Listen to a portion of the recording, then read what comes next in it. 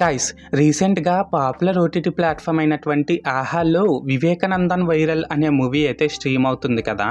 అయితే నేను ఆ మూవీని జస్ట్ ఇప్పుడే చూడడం అయితే జరిగిందండి. సో, ఈ వీడియోలో మనం ఏంటంటే అసలు ఆ మూవీ ఎలా ఉంది, ఏంటి అనేది డిస్కస్ చేద్దాం. ఓకేనా? అయితే ఇక్కడ ఫస్ట్ ఆఫ్ ఆల్ ఈ మూవీలో స్పాయిలర్స్ లేకుండా బేసిక్‌గా స్టోరీ లైన్ ఏంటంటే గైస్, మన హీరో వివేకానంద ఏమో పగలంతా నార్మల్‌గానే ఉంటూ, రాత్రి అయిందంటే తనకుండే కామ కోరికలతో తన భార్యని అండ్ సిటీలో ఉండే దయానా అనే అమ్మాయిని నరకం చూపిస్తూ ఉంటాడు. అయితే ఇక్కడ ఏంటంటే గైస్, వివేకానంద పగలంతా నార్మల్‌గానే ఉంటూ, రాత్రి అయిందంటే తన ఒక కామమృగంలా బిహేవ్ చేయడానికి రీజన్ ఏంటి? అండ్ తనకుండే కామ కోరికల వల్ల తన భార్యని అండ్ సిటీలో ఉండే దయానా అనే అమ్మాయిని ఎంతలా ఇబ్బంది పెట్టాడు? ఇలాంటివన్నీ కూడా మనమైతే మూవీలో చూడాల్సి ఉంటుంది.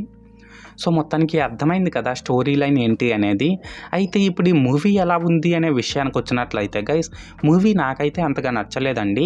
అండ్ ఇప్పుడు ఈ మూవీలో నాకు కనిపించిన ప్లస్ పాయింట్స్ ఏంటంటే, భార్య అయినా లేదా ఒక వేశ్య అయినా తనకి ఇష్టం లేకపోతే తన ఒంటిపై చెయ్యి వేసే హక్కు ఏ మగాడికి లేదు అనే మెసేజ్ అయితే ఈ మూవీలో బాగుందండి.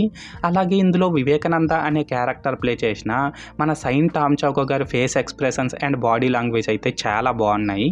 ఎస్పెషల్లీ ఇక్కడ ఏంటంటే గైస్, తన భార్యని మంచానికి కట్టేసి మరీ రాత్రంతా సుఖం పొందే సీన్స్లోను అండ్ తన మదర్ చనిపోయిందన్న బాధలో ఉన్న దయానాన్ని అదే రోజు రాత్రి బాగా ఇబ్బంది పెట్టే సీన్లోను మన సైన్ టామ్ చాకో గారు అయితే మగాళ్ళలో ఇంత క్రూరమైన మగాళ్ళు కూడా ఉంటారా అన్నట్టు సూపర్ యాక్ట్ చేశారండి. అలాగే ఇందులో యాక్ట్ చేసిన ముగ్గురు హీరోయిన్స్ అండ్ యూట్యూబర్గా చేసిన ఒక అమ్మాయి, వీళ్ళందరి పెర్ఫార్మెన్సెస్ పర్లేదు, బాగానే ఉన్నాయి. ఎస్పెషల్లీ వివేకానందకి భారీగా యాక్ట్ చేసిన పర్సన్ మాత్రం చాలా రియలిస్టిక్గా యాక్ట్ చేసిందనమాట.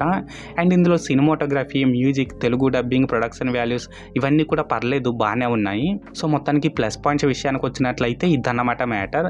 అండ్ ఇప్పుడు ఈ మూవీలో నాకు కనిపించిన మైనస్ పాయింట్స్ ఏంటంటే గైస్, ఈ మూవీలో బోల్డ్ కంటెంట్ అయితే ఎక్కువగానే ఉందండి. సో, దీన్ని ఫ్యామిలీ ఆడియన్స్ అయితే అస్సలు చూడలేరు. అలాగే ఇందులో చాలా సీన్స్ బాగున్నా సరే, లైక్ హీరోయిన్స్ ఇద్దరు కూడా ఒక యూట్యూబర్ హెల్ప్ తీసుకొని వివేకానంద క్యారెక్టర్ గురించి ప్రపంచానికి తెలియచేసే సీన్స్ లాంటివి బాగున్నా సరే, వాటిని ప్రజెంట్ చేసిన విధానం మాత్రం చాలా రొటీన్గా ఉందన్నమాట. దీనికి తోడు ఇందులో ఫస్ట్ హాఫ్ అంతా కూడా కొంచెం స్లోగానే ఉంటుంది. అండ్ ఇక్కడ మెయిన్గా ఏంటంటే గైస్, వివేకానంద పగలంతా నార్మల్గానే ఉంటూ రాత్రి అయితే తను ఎందుకు అలా బిహేవ్ చేస్తున్నాడు అనే దానికి రీజన్ ఏంటి అనేది కూడా ఇందులో చూపించలేదు. అలాగే ఇందులో క్లైమాక్స్ ఎపిసోడ్ను కూడా కరెక్ట్గా డిజైన్ చేసుకోలేదనే చెప్పాలి.